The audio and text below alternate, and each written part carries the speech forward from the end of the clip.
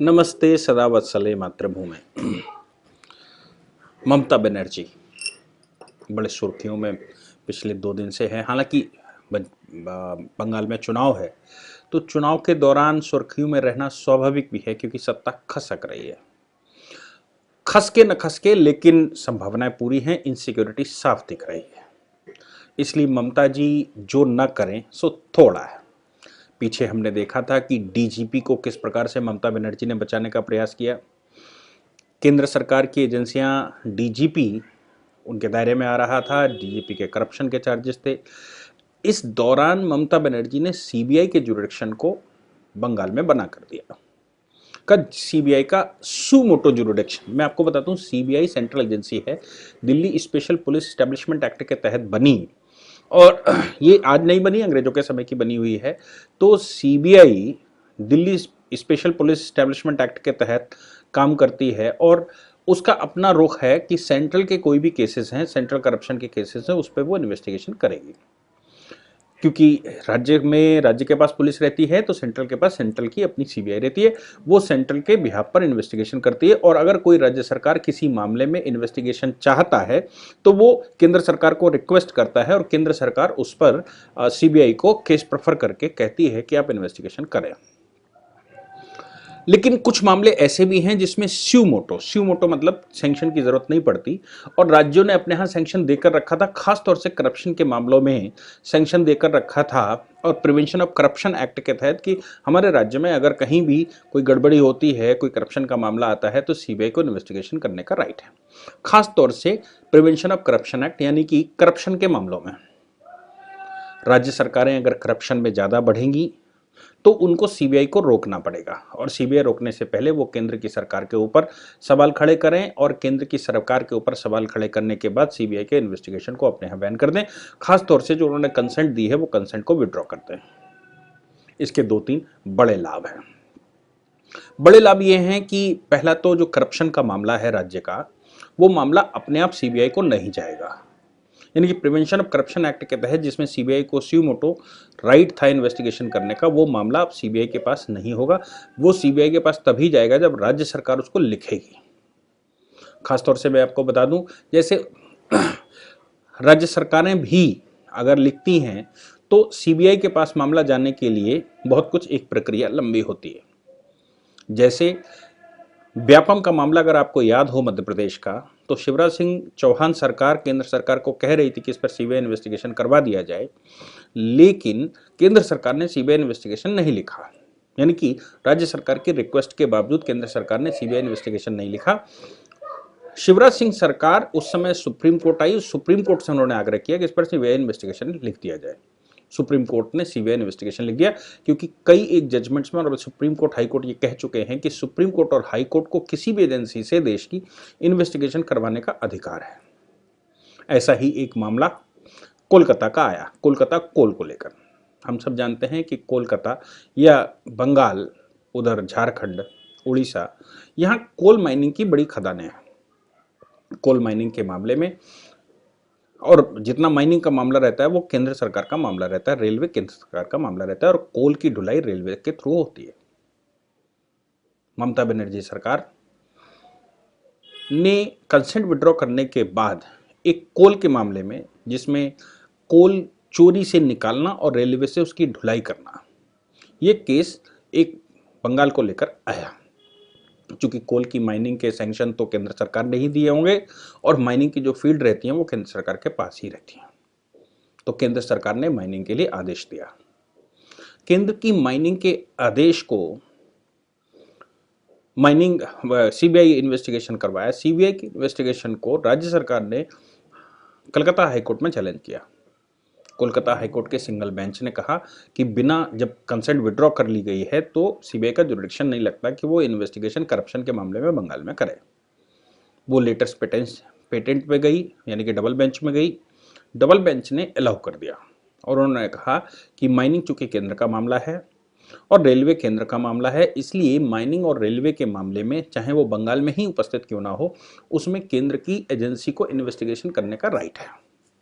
ममता बनर्जी सरकार उसको honourable supreme court लेकर आई, उसमें एक एसएलपी दाखिल की, और उस एसएलपी में वो उनका कहना है कि जो डबल बेंच का जजमेंट है वो जजमेंट गलत है और केंद्र को करप्शन के मामले में बंगाल में इन्वेस्टिगेशन करने का राइट नहीं। अब आप सोचिए कि कोल के ठेके केंद्र उठाता है, कोल का मामला, माइनिंग का मामला केंद्र का रहता है, रेलवे केंद्र की रहती है, लेकिन करप्शन करेगी राज्य सरकार। और करप्शन में इन्वेस्टिगेशन करने के लिए राज्य सरकार की अनुमति के बगैर वो इन्वेस्टिगेशन नहीं कर सकती, ऐसा स्टेट गवर्नमेंट का अपना दावा है। सीबीआई ने काउंटर एफिडेविट लगाया सुप्रीम कोर्ट में और सीबीआई ने कहा कि चूंकि ये सेंट्रल इशू है, इसलिए कंसेंट विड्रॉ होने के बावजूद सीबीआई को ये अधिकार है, चूंकि सेंट्रल से रिलेटेड है, इसलिए सीबीआई को ये अधिकार है कि वो इन्वेस्टिगेशन कर सके। तो एक लाभ, करप्शन के मामले राज्य सरकार कितना भी करप्शन करे, केंद्र की कोई एजेंसी उसको पकड़ नहीं सकती। एक तो लाभ ये हो गया कि सीबीआई का इन्वेस्टिगेशन विड्रॉ कर लिया। दूसरा, सीबीआई इन्वेस्टिगेशन ना कर सके उसका एक प्रपंच आपको दिखाई दे रहा है, जो ममता बनर्जी के नंदीग्राम में चोट लगी। ममता बनर्जी एक खुली गाड़ी में, यानी कि दरवाजा खोलकर हाय बाय कर रही थी। ऐसी स्थिति में उनसे मिलने के लिए भीड़ आई, भीड़ दरवाजे में अटक गई, गाड़ी आगे बढ़ रही थी और वो भीड़ का परिणाम ये निकला कि वो दरवाजा तेजी से बंद हुआ, ममता बनर्जी लटकी हुई थी, वो उस दरवाजे में फंस गई। दरवाजे में फंसने की वजह से उनको चोट आई। चोट आना स्वाभाविक था, बूढ़ी गोली लाल लगाम, यानी कि बुढ़ापे में अगर ये स्टंट करेंगी, स्कूटी चलाएंगी और बुढ़ापे में अगर ये इस तरह के स्टंट करेंगी बिना सिक्योरिटी के, तो ये समस्याएं तो होनी ही थी। हालांकि Mamata Banerjee high security, Z plus security में रहती हैं।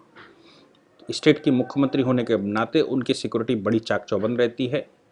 हालांकि वो किसी अन्य को सिक्योरिटी नहीं देती, ये भी बिल्कुल तथ्य है। आपको याद होगा, मैं जादवपुर यूनिवर्सिटी में गया था, बाबुल सुप्रियो के साथ मेरा वहाँ भाषण था 370 और CAA पर। लोगों ने मुझे घेर लिया था। ममता बनर्जी ने मुझे फोर्स प्रोवाइड नहीं की थी। ममता बनर्जी ने मुझे बचाने के बाद प्रयास नहीं किया। राज्यपाल महोदय के द्वारा कई बार ममता बनर्जी को फोन करने के बावजूद ममता बनर्जी ने एक बार भी कंसेंट नहीं दी। तब उस समय तत्कालीन राज्यपाल, जो आज भी राज्यपाल हैं, राज्यपाल जी स्वयं अपनी फ्लीट लेकर आए और हमको बचाकर ले गए।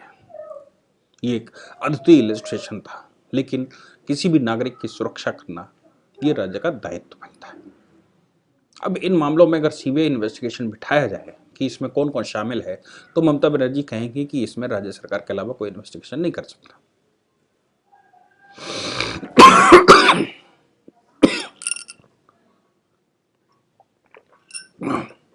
अब सवाल वहां पर यह आता है कि ममता बनर्जी जो राज्य की मुख्यमंत्री हैं, उनकी चोट लगती है और वो लगातार गलत एलिगेशंस लगाती हैं। भीड़ उनकी, संपर्क उनका, पुलिस उनकी, पार्टी उनकी, उनके समर्थक वहां पर थे।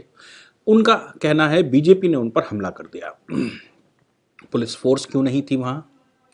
पुलिस फोर्स क्या कर रही थी ममता बनर्जी की? अपनी पर्सनल सिक्योरिटी क्या कर रही थी? ये बहुत सारे प्रश्नों को जन्म मिलता है।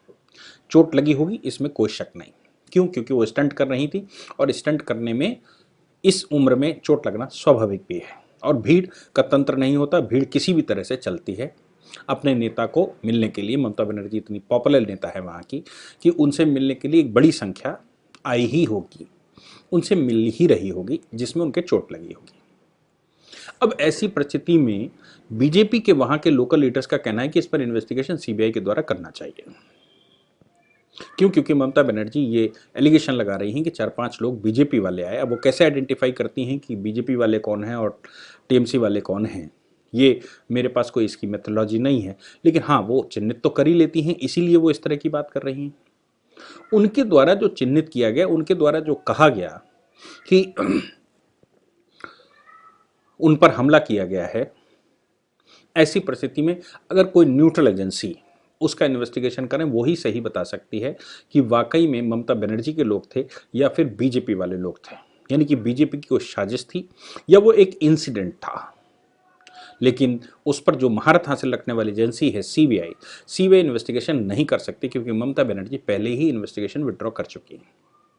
क्या इस पर यह अनुमान लगाया जाए कि इस तरह के स्टंट करने के लिए वो मेंटली तैयार थी, इसलिए पहले से सीबीआई का इन्वेस्टिगेशन विड्रॉ कर दिया गया था? क्या ये माना जाए कि करप्शन करने के लिए वो मेंटली तैयार थी और करप्शन के मामलों में वो इन्वॉल्व है, इसलिए सीबीआई का इन्वेस्टिगेशन रोक दिया जाए? हालांकि आपको याद होगा मनमोहन सिंह सरकार के समय पर इस एक्ट में यानी कि Delhi special police establishment act में कि सेक्शन 6 में एक नया क्लॉज जोड़ा गया था 6A। उसमें कहा गया था कि केंद्र सरकार की अनुमति के बगैर इन्वेस्टिगेशन नहीं कर सकती सीबीआई। सुप्रीम कोर्ट ने कहा था ये क्लॉज ही अनकॉन्स्टिट्यूशनल है, क्योंकि इन्वेस्टिगेशन करना और कॉग्निजेंस लेना ये दो अलग अलग मामले हैं। यानी कि इन्वेस्टिगेशन कोई भी एजेंसी कर सकती है, इन्वेस्टिगेशन में जो भी वो पाएगी वो निकाल कर रख सकती है, लेकिन जिसके खिलाफ वो एलिगेशन लगा रही है या एजेंसी ने जो पाया है उसके खिलाफ मुकदमा नहीं चलाया जा सकता तब तक की जब तक कि केंद्र से कंसर्न न ले ली जाए या जो पार्टी है, जो मुख्य पार्टी है, उससे कंसर्न न ली जाए। यानी कि कॉग्निजेंस कोर्ट को कॉग्निजेंस रोका गया है, लेकिन इन्वेस्टिगेशन सुप्रीम कोर्ट ने कहा किया जा सकता है। अब इन मामलों में भी मुझे लगता है कि इन्वेस्टिगेशन सीबीआई कर सकती है। रेलवे के मामले में तो रेलवे और कोल के मामले में जो ममता बनर्जी को लग रहा है कि वो पकड़ी जाएंगी अगर वो घोटाले खुलते हैं इलीगल कोल माइनिंग के, तो वो पकड़ी जाएंगी। उन मामलों में इन्वेस्टिगेशन करने का तो अधिकार है ही, और चूंकि हाईकोर्ट ने इन्वेस्टिगेशन लिखा है, चूंकि डबल बेंच ने इन्वेस्टिगेशन लिखा है, इसलिए इन मामलों में इन्वेस्टिगेशन तो पूरा होना ही चाहिए। दूसरा, ये जो इंसिडेंट का मामला है जिसमें ममता बनर्जी एक इंस्टेंट कर रही थी, कभी स्कूटी चलाने का इंस्टेंट, वो अपने आप को लालू समझने लगी हैं, कभी स्कूटी चलाने का इंस्टेंट वो करेंगी, कभी वो कार पर छत पर बैठेंगी, कभी कार का गेट खोलकर हाय बाय हेलो करेंगी। ऐसी स्थितियों में इन्वेस्टिगेशन सीबीआई को दिया जाए या सीबीआई उस पर इन्वेस्टिगेशन करे, ऐसा प्रयास सबको करना ही चाहिए, या कोई न्यूट्रल एजेंसी उस पर इन्वेस्टिगेशन करे और कम से कम ये तो पता लगाए ही कि वाकई में माजरा क्या था, इंसिडेंट था या टीएमसी ने खुद अपने ऊपर हमला करवाया था, या वाकई में इसमें बीजेपी इन्वॉल्व है।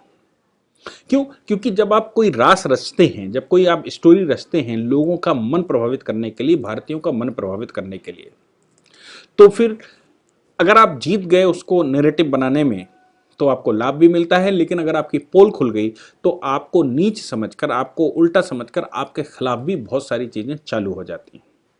और आपका फेथ, जो लोग आप पर विश्वास करते हैं, जिनकी भावनाओं के साथ आप खेलते हैं, वो लोग विश्वास करना बंद कर देते हैं और भावनात्मक खेल की वजह से वो अपने को कहीं दूर ले जाते हैं।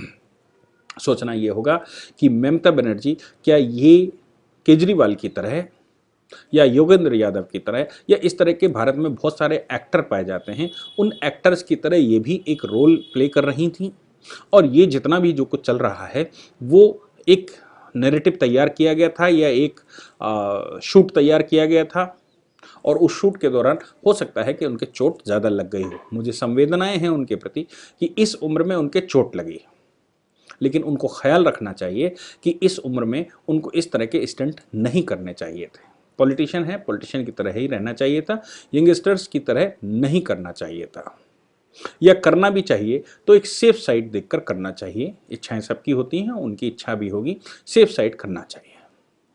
मुझे लगता है कि ममता जी अब चूंकि जमीन उनकी खसकती उनको नजर आ रही है, इसलिए अब वो किसी भी हद तक जाने को तैयार हैं, चाहे वो सीबीआई का मामला हो, चाहे वो कोल माइनिंग का मामला हो, चाहे वो करप्शन के मामले हों, या फिर रेलवे का मामला हो, और या फिर खुद के ऊपर हमला और दूसरों के ऊपर इल्ज़ाम लगाने का मामला हो। इन सभी में ये साफ जाहिर हो रहा है कि ममता बनर्जी बड़ी घबराई हुई हैं, और चुनाव में घबराहट में वो इस समय जो बैटिंग कर रही हैं, हो सकता है वो कहीं कॉटन बोल्ड हो जाए, हो सकता है वो हिट विकेट भी हो जाए।